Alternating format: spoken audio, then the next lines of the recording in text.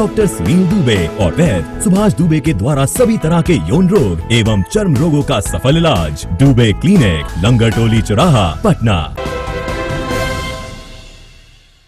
नमस्कार, आप देख रहे हैं सिटी पोस्ट। मैं हूं अभिषेक श्रीवास्तव और अभी आप हमारे पीछे देख रहे हैं कि किस तरह से छात्र अपनी मांगों को लेकर सड़क पे उतरे हुए हैं और कारगिल चौक से ये बढ़ते हुए पीएमसीएच की तरफ जा रहे हैं। इनकी मांग है कि जो इन्होंने जेई आरआरबी जेई का जो एग्जाम दिया हुआ है उसमें इनके साथ गलत हो रहा है। जो कट ऑफ लिस्ट जारी किया गया है उसमें इनका कहना है कि जो कट ऑफ लिस्ट जारी किया गया है वो सही पैमाने के साथ नहीं जारी किया गया है। तो इसमें क्या कुछ मांगे कर रहे हैं प्रदर्शनकारी, उनसे बात करेंगे और जानने की कोशिश करेंगे कि आखिर क्या मांगे लेके आज सड़क पे उतरे हैं। तो क्या मांगे, क्या अभी सड़क पे आज आए हैं आप लोग, क्या मांगे लेके चल रहे हैं आप लोग? हम लोगों की ये मांग है कि आरआरबी जेई सीबीटी 1 की जो एग्जामिनेशन हुई है उस एग्जामिनेशन में जो पहला सीबीटी 1 का पेपर था वो सिर्फ स्क्रीनिंग नेचर का था और स्क्रीनिंग नेचर के होने के बावजूद भी उसमें कट ऑफ जो है 80% गया है।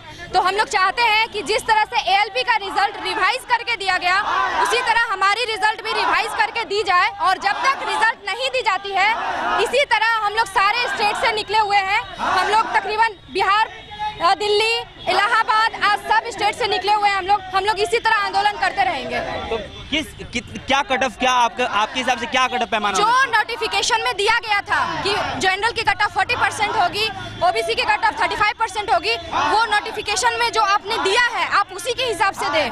अच्छा जी, आपने रिजल्ट को जब आपने दे दिया कि 40% है तो फिर आपने किस बेसिस पे उसे 80% कर दिया, हमें समझ में नहीं आ रहा है। तो ये चीजें होनी चाहिए, रिजल्ट रिवाइज होनी चाहिए और कट ऑफ इतना ज्यादा नहीं जाना चाहिए था। तो हम लोग चाहते हैं रिजल्ट रिवाइज किया जाए, फिर से चेक किया जाए। तो आपने सुना, इनका कहना है कि जो पहले से कट ऑफ का पैमाना तय किया गया था वो 40% था जनरल के लिए और ओबीसी के लिए 35% था। जब लेकिन रिजल्ट आउट हुआ तो ये 80% कट ऑफ चला गया। तो इनका सवाल है कि क्या उस पैमाने पे काम नहीं हो सकता क्या, और ये जो रवैया है वो कितना सही है। इनका सवाल सरकार से ये भी है। और लोगों से बात करेंगे जो यहाँ पे प्रदर्शन कर रहे हैं, ये क्या कुछ मांगे लेके चल रहे हैं। हाँ, क्या नाम है आपका? महेश कुमार मेरा नाम है।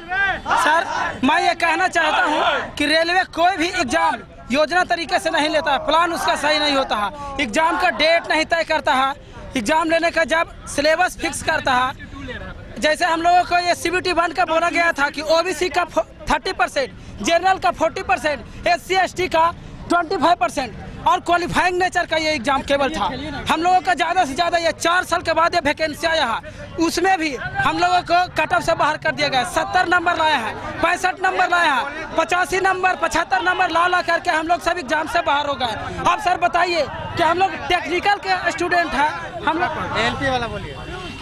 मैं रेलवे रिक्वायरमेंट बोर्ड से ये अनुरोध करना चाहूँगा, आप किसी भी टेक्निकल स्टूडेंट को एक नॉन टेक्निकल सिलेबस के थ्रू नहीं जज कर सकते हैं। जहाँ तक बात है कट ऑफ की, तो ये एक स्क्रीनिंग नेचर की एग्ज़ाम थी। इसके थ्रू आप एक टेक्निकल स्टूडेंट को नॉन टेक्निकल सिलेबस के थ्रू नहीं जज कर सकते हैं।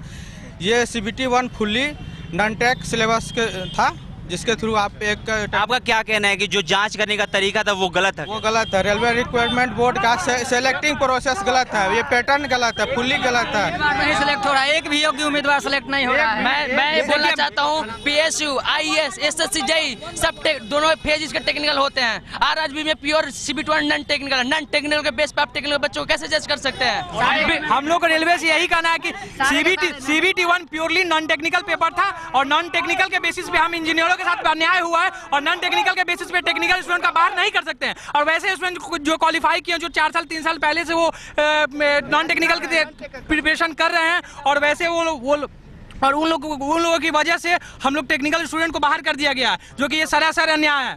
सर, आपका चैनल के माध्यम से सरकार को बताना चाहता हूँ कि जिस तरह से एएलपी और टेक्नीशियन का मिनिमम क्वालिफाइंग मार्क पे जो ये सिलेक्शन किया गया था, दोबारा में जब जारी किया गया था, तो मिनिमम आप क्या कहना चाहते हैं, क्या दिक्कत है?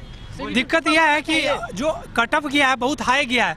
आपके चैनल से माध्यम से मैं ये कहना चाहता हूँ कि हम लोग को फिर से रिवाइज रिजल्ट दिया जाए, जैसे कि एलपी में किया गया था। नोटिफिकेशन में बताया गया था कि स्क्रीनिंग नेचर का, क्वालिफाइंग नेचर का एग्जाम है और इसमें कट ऑफ 70, 80, 85 तक गया हुआ। तो ये सिर्फ नॉन टेक्निकल बेसिस पे जज करना ये बिल्कुल ही गलत है। हम लोग इंजीनियर के साथ हम लोग 4 साल से तैयारी कर रहे हैं टेक्निकल का। क्या नाम है?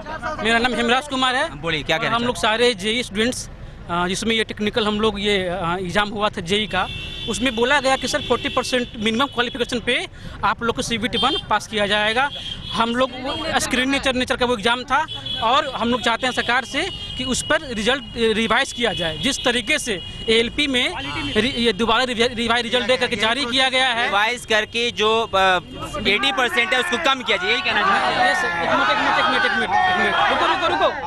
हम लोग की यही मांग है कि जिस तरीके से ALP में मिनिमम क्वालिफाइंग पे स्टूडेंट को रिवाइज रिजल्ट दे करके फिर से CBT देने का मौका मिला है, उसी तरीके से हम लोग को मौका मिले। हम लोग विद्यार्थी हैं, हम लोग ने 3 दिन से, एक आदमी बोलने दीजिए प्लीज। हम लोग ने 3 दिन से 70,000 ट्वीट रेलवे मिनिस्ट्री को, हर एक मिनिस्ट्री को किया। क्या हम लोग यही काम करते रहेंगे? एग्जाम देने के बाद हम लोग इतना परेशानी हो रहा है कि हम लोग इसके लिए सड़क पर उतरना पड़ रहा है। हम लोग पढ़ने लिखने वाले बच्चे हैं सर, हम लोग ये नहीं करना पड़ता, लेकिन क्या करना पड़ता, सरकार हम लोग को इसलिए बोलती है कि आप लोग जॉब करो, ये करो, स्टार्टअप करो। स्टार्टअप कहाँ से करे सर? कहाँ स्टार्टअप करें? आप लोग हम लोग को हक नहीं देना चाह रहे हैं, ये नहीं चाह रहे हैं कि आप लोग, हम लोग जो देश के भविष्य हैं उनको आगे नहीं देना पड़ना चाह रहे हैं। और हम लोग कोई भी सरकार नहीं सुन रही है। ट्वीट किया गया, ईमेल किया गया, कुछ नहीं सुना गया सर। इसलिए रेलवे से हमारी गुजारिश मांग है, हमारी मांग को स्वीकार किया जाए। हम लोग को ऐसा स्टेप लेने के लिए मजबूर ना करें जिससे पूरे देश में क्रांति आए, प्लीज। तो आपने सुना, छात्रों का ये भी कहना है कि जो ये मांग कर रहे हैं इसमें इनका समय भी व्यर्थ हो रहा है। और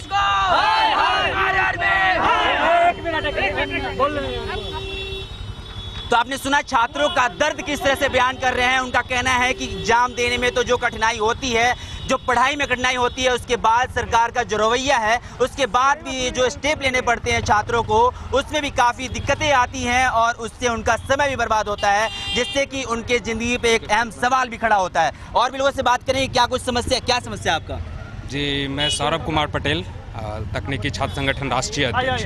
आप सबको आपके चैनल के माध्यम से रेल मंत्री और भारत सरकार के जितने भी RRB बोर्ड हैं, जिस तरह से बच्चों को नोटिफिकेशन में कुछ और कहा गया, जिस तरह से 40% निर्धारित किया गया था लेकिन अब 80% चल गया, जिस तरह से वो नॉन टेक का टेस्ट लेके टेक्निकल का टेस्ट समझते हैं, ये बिल्कुल गलत है। जो सरकार जिस तरह से पहले नोटिफिकेशन निकाली थी, जो नेचर था उसका, उस नेचर पे लोगों को बहाल करे और CBT 2 में जितने छात्र हैं पूरे भारतवर्ष में उसको शामिल करे। अगर शामिल नहीं करती है तो तकनीकी छात्र संगठन पूरे देश में चरणबद्ध आंदोलन करेगी। और सरकार से ये गुजारिश है कि जब तक ये नहीं देते हैं, ये छात्र हित के लिए बहुत बड़ा विरोध होगा और पूरे भारत में छात्र के लिए एक बहुत बड़ा काला दिन होगा। और रेल मंत्री पूरे भारत में रेलवे के लिए बहुत बड़ा आंदोलन होगी। इसके लिए आपके चैनल के माध्यम से आपको अभी स्टार्टिंग हो रहा है। आज हम लोग पटना में पूरे भारत के छात्रों के समर्थन में आज RRB को मैं जाम करूंगा और RRB में के DRM से मिलने की कोशिश करूंगा।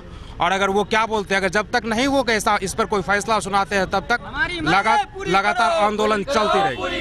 तो सुना आपने, तकनीकी छात्र संगठन की मांग है कि अगर उस पैमाने पे नहीं, अगर इसको फिक्स किया गया, जो पैमाना फॉर्म भरने के पहले दिया गया था कि 40% पे ही कट ऑफ आएगा, लेकिन जब रिजल्ट आउट हुआ हो तो वो कट ऑफ 80% के पैमाने पे आया, जिस पे ये सवाल है कि हम, और ये इनका कहना है कि RRB को ये घेरेंगे और DRM से मांग करेंगे कि जो ये रिजल्ट आउट हुआ है, जिस पैमाने पे हुआ है, वो सरासर गलत है और उस पर जांच करना चाहिए और फिर से रिजल्ट देना चाहिए, जिससे कि इनका भविष्य सुधर सके।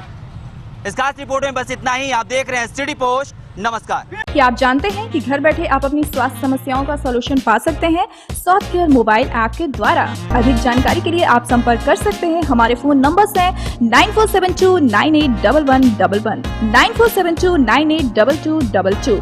सॉफ्टकेयर app, solution at your finger tips.